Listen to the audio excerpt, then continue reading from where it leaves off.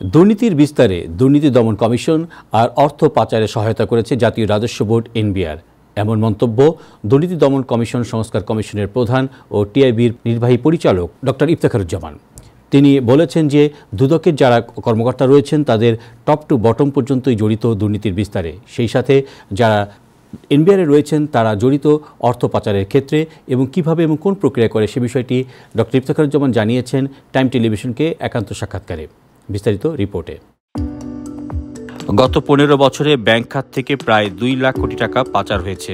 আর এসব লুটের প্রধান কারিগর হিসেবে এস আলম গ্রুপের সাইফুল আলম ও বেক্সিমকোর সালমান এফ রহমানের অস্বাভাবিক সম্পদ বিবরণ ও অর্থ পাচারের খবর এরই মধ্যে প্রচারিত হয়েছে গণমাধ্যমে।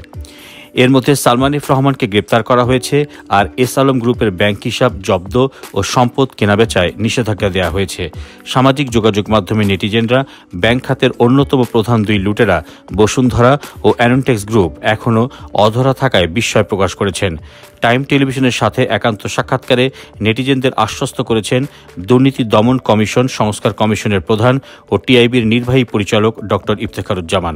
যারা অন্য শ্রেণী যারা আছেন এই ধরনের অপরাধের সাথে যারা জড়িত ছিলেন, বিশেষ করে যে আর্থিক দুর্নীতি, অর্থ ব্যাংকিং খাতে দুর্নীতি, আমরা মনে করি যে তাদের সকলকেই সমানভাবে জবাবদিহিতা আনতে হবে এবং সেটি নিশ্চয়ই সরকারের প্রাধান্যের মধ্যে থাকবে। সেটি যদি না হয় তাহলে আমাদের অবস্থান থেকে তো অবশ্যই অন্য সকলের মতো আমরাও সেটাকে চিহ্নিত করার চেষ্টা করব। গত 15 বছরে সর্বব্যাপী দুর্নীতি ও অর্থ পাচারের নেপথ্যে কারা ভূমিকা রেখেছিলেন তা এই সাক্ষাৎকারে স্পষ্ট করেছেন দুর্নীতি দমন কমিশন সংস্কার কমিশনের প্রধান ও টিআইবির নির্বাহী পরিচালক ডক্টর ইফতেখারুজ্জামান। ইনভেস্টিগেটিভ এজেন্সি যারা আছে, মানে গোয়েন্দা সংস্থা বলি বা দুদক বলি, আমাদের জাতীয় রাজস্ব বোর্ড বলি, এই যে অর্থ পাচারের কথাটি আমরা আলোচনা করছি, যে অর্থ পাচার হয় তার 70+% হচ্ছে পাচার হয় মিস ইনভেস্টমেন্টের মাধ্যমে, অর্থাৎ চালান জালিয়াতির মাধ্যমে।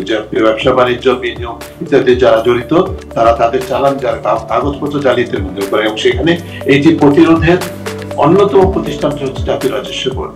সেই জাতীয় রাজস্ব বোর্ড কিন্তু এখানে এটা প্রতিরোধ বা নিয়ন্ত্রণ দূরে থাকুক, বরং তারা নিজেরা সুবিধা ঘুষ লেনদেনের স্বার্থে তারা কিন্তু সেই সুযোগগুলো করে দিয়েছে যুগ যুগ ধরে, বছরের পর বছর ধরে, এবং সেই কারণে কিন্তু এই অর্থ পাচার অবারিতভাবে চলতে পেরেছে।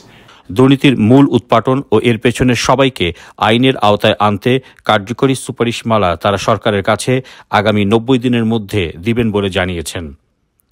চয়ন Rahman, time television, new York.